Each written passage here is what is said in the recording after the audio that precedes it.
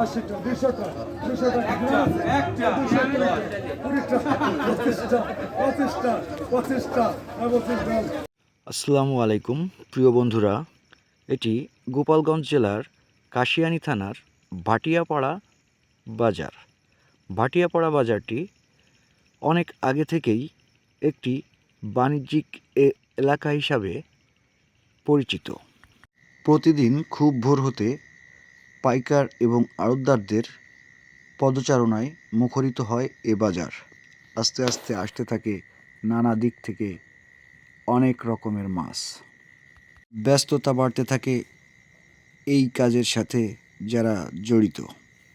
ভাটিয়াপাড়া বাজারে সাধারণত গোপালগঞ্জ জেলার বিভিন্ন এলাকা থেকে, ফরিদপুরের কিছু অংশ থেকে এবং নড়াইল থেকে প্রচুর মাছ যায়।